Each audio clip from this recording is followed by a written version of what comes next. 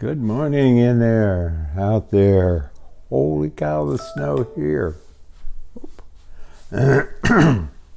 Oh, and from in here, out here. Vivi's nose. Vivi. Let me take a slurp. Hear that noise? That's because I think my phone's still on and I thought I turned it off. I didn't. Would you turn it off, Julie? Julie made this vest. Maybe I had it on last week too. Goes with everything. Right, Viv? We just came in from a walk, and she might have had, what would you say, kiddo? 832 snowballs on her. She had one that was this round on her collar. It had formed on her collar. She was we had quite the snow walk, didn't we? We did. You can see how lively Vivi is. Yeah. Well, welcome to Sentimentalist. Oh boy. I keep learning of different ones of you who are out there. It's just so touching, sentimental to me. I mean, I really, I don't mean to insult you, but I don't understand. Nothing important here. Well, it's all important to me, but I mean, never mind. I screwed that up. Okay, here we go. Let's try it over again. Good morning. Oh my goodness, the snow. Every single thing is covered. You know, one of those snowfalls? If you're around here, you just look out the window. But wow, really something. Ah, boy. So, we're getting up. We're going to check things out. Are we moving on already? Do you want to be... Where do you want to be? You want to go behind me? You want me to sit back and you want to go over me? How are you going to do that? I have to lift this up. There you go. There you go. No, we're going to go down and over. Okay, go on. Go on. You're stealing the show. Go on. There you go. There you go. You're going to make it. Wow. Let's see, where wasn't I? Yeah, that's her. Julie has a sore throat. Not fair. I had a friend, he became a minister, and he used to, he would, if he walked around town or whatever, if he bumped into anybody, he'd say, "Boy, how you doing? I mean, for all you're going through and everything, you look great." And the person was always taken by surprise, and it never failed. He didn't know what it was specifically. He just assumed that we were all going through something. And aren't we?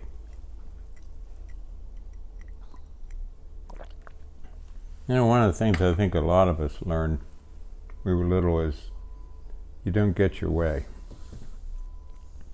And now we're in this mess of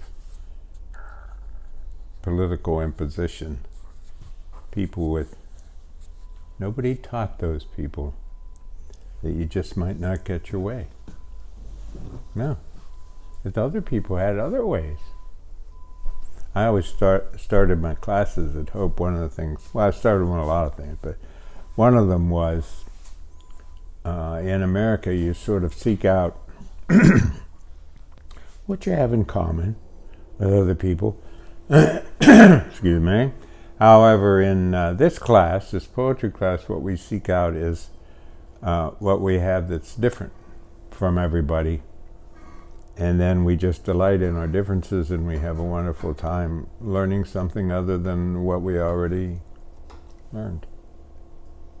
And we got along.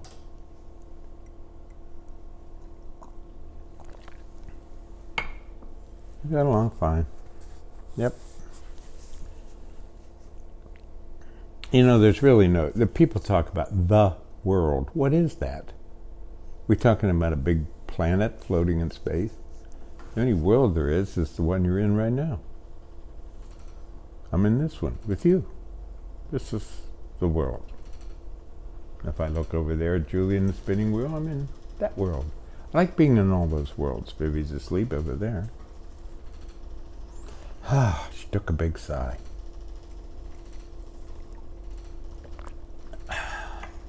Boy, that's good stuff.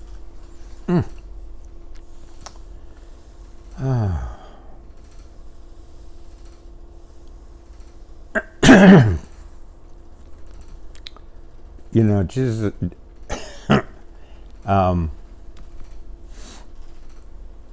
I get this blog every day. This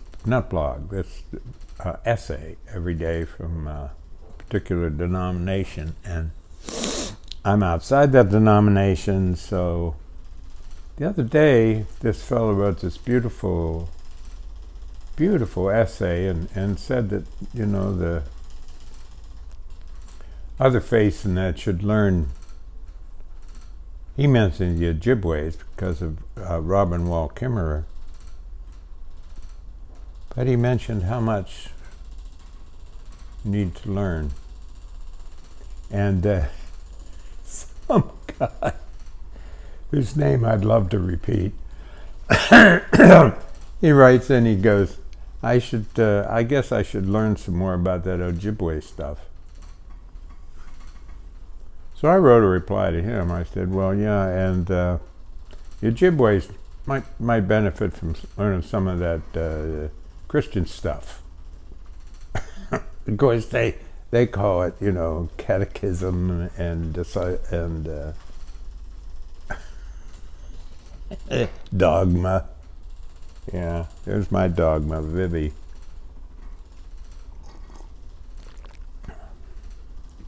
Ojibwe stuff. Read a great article in the New Yorker. Grab it if you can, if you're interested, about the professionalizing and everything. This has been a 50-year waste of time, maybe, for me, but a good waste of time. See, now that's a thing. Find those things that are good wastes of time. I mean, it's other people who are saying it's a waste of time, okay? And they'll say, well, it doesn't have any meaning. Boy, do I not like that word. Could I get that word out of the dictionary? Mean and meaning. Just take it out. Take it out. How about valuable? Let's use that one. I can't figure. Do you know what that snowfall means? It's valuable. It's feeding the beauty of this day. Beautiful, yeah. But anyway, this article is about the professionalizing of everything, and another thing I started my class with, that we've all been. I can't be an artist. Yes, you can. You don't have to be any good at it. You can just be. It's valuable to you. Yeah, but they've professionalized everything. I don't know how many students I met graduating, you know, about what's one of the things about being an English major, and they said, well, I used to like to read. Isn't that sad? That's because it got professionalized and all the... this is a good example. I had a wonderful teacher of the novel. The only book he brought to class was the novel. Dr. George Bleasby. George. Oh, by the way, hi, Mark. Mark's probably already left. Dr. George Bleasby brought only the novel. We were not allowed to read anything about the novel. Couldn't go to the library and use critical sources in papers. He wanted to know about us and the novel. What are you in the novel? Boy, did I love to read. And because of him, I didn't feel stupid by having to read all those professionalized points of view. I got to have the novel for myself. Yeah, we all did. Now it's all professionalized. How can I use this novel in order to write this paper, in order to go to this conference, in order to read this paper? And it's a profession rather than reading, painting, drawing, singing. Ah, well. You know, Jesus was impatient. And he was very carefree. Consider the lilies. You know, not find your direction, get a job, what's your calling. Just take a look at the lilies. What do they mean? I don't know. Just look at them. Consider them. Yeah. The college here is working toward accreditation, and one of the things, they have a marvelous dance department, have always had a marvelous dance department, and one of the things that's holding the dance department back from accreditation is, ready? Not enough square feet in the room to teach dance.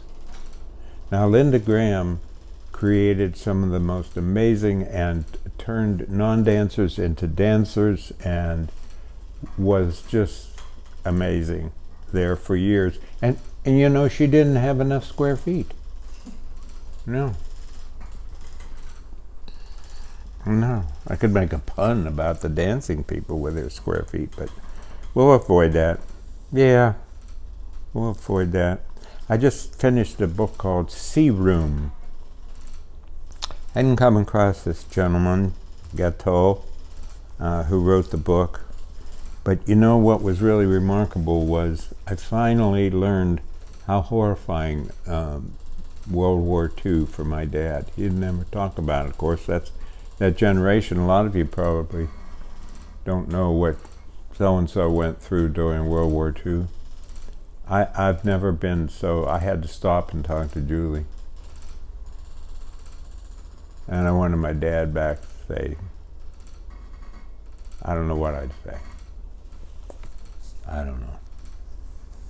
But it wasn't a history book or a report or anything. It was what fiction can do, and that's get inside the truth of what it's like to be.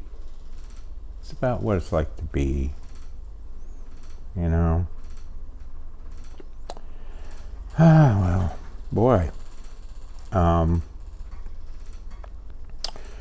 We could have a poem about now. Bibby's asleep. One more slurp.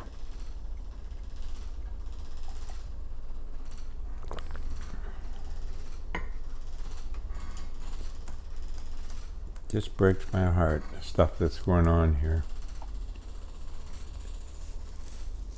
I think back to my childhood, and yes, it's blinded by nostalgia. Who cares? I remember the good things. And when I remember those good things, I don't see them anymore.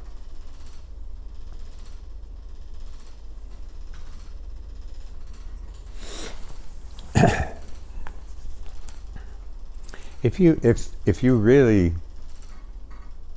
like this time each Thursday, don't hesitate to ask any or tell anybody about it. They might like it too.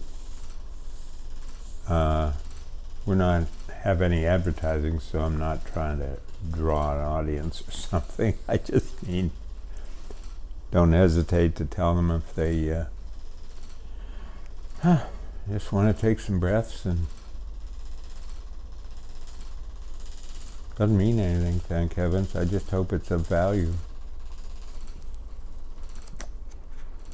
Little poem today, it's a little one. It's called Let Comfort Come.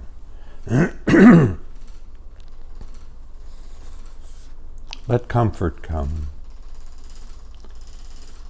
We read while form stays still and waits. The words sing or speak, clamor on or say or tell, or even sometimes step aside and hope we wander in. Everywhere within the form of letter, word, space, structure, rests the hush around the hurry, the opening wherein any form, table, door, the lover's arm, the cat asleep on the sill, lies the quiet, the shawl around us all, who have to clatter through. Let it be the nothing of naught. Try to be cheerful, be kind, take care.